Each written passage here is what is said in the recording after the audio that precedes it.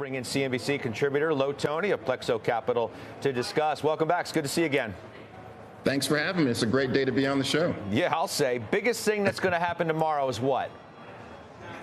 I think it's going to be the ability for Microsoft to really talk about how these tools for AI are now being incorporated into more products. We're looking for big announcements from Copilot to span across from developer tools, kind of helping developers create, manage, and deploy software more efficiently. I also think there's going to be some exciting developments around the cybersecurity front and the ability to have a co-pilot specific to the IT professionals trying to combat threats from the malicious hackers.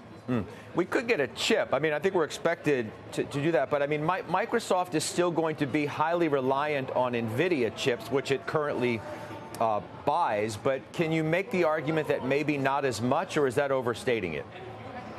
No, look, I think ultimately, if we think about where companies try to create moats, especially in the tech space, I mean, we can look at companies like Apple as the best one to talk about the concept of vertical integration. It's, do I have the ability as a company to be able to have an assembly line that has all of the various components necessary for my customers? So if we think about cloud in particular, and especially looking ahead at where the AI revolution is taking place, it's partially dependent on these cloud servers that Microsoft has. And when we think about, who is the chip provider, it'd be nice if there was the ability to, again, in that concept of vertical integration, own the actual chip inside of the hardware as well. So I don't think it's far off. You look at what Google is doing, you look at what Amazon's doing, definitely is a place that a lot of folks are thinking about. You think we're giving AMD enough props? The whole conversation seems to be about NVIDIA, and then maybe it's about Broadcom after that. But over the last month, AMD's up 14%. Now, I know NVIDIA's back near 500, but it's, NVIDIA, AMD's had a nice little move here.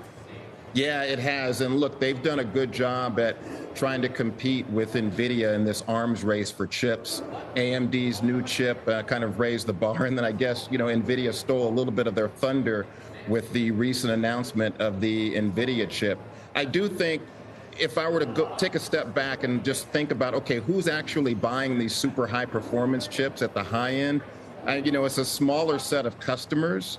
The smaller companies are definitely using some of the older chips. But yeah, to your point, AMD is without question a player. Performance-wise, if we look at the memory comparison for AMD's new chip versus NVIDIA's, there was a wide gap. NVIDIA closed it a little bit, but AMD is definitely a contender. But it's going to be hard to displace NVIDIA.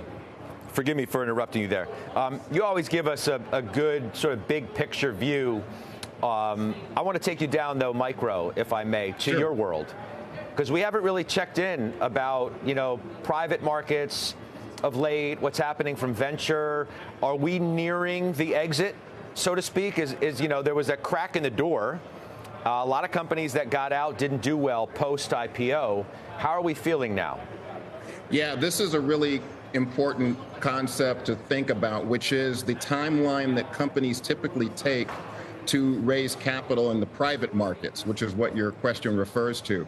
And fortunately, a lot of the companies that raised very high amounts of cash at higher valuations, those companies are likely going to be looking to raise again next year in Q1 and Q2. So I think on the high end, when we think about those companies that were raising at especially, $500 million, $1 billion plus valuations, we're going to see a lot of those companies come back to market, and I'm not sure what the appetite is going to look like even after we get across the first of the year. So I think we still may have some more bad news to come from some of these private companies. Now, that said, at the earlier stages of a company's evolution, I think we are seeing a comeback when we look at companies that are raising smaller amounts of capital, that initial capital, those checks of $1 million up to about $5 million or so.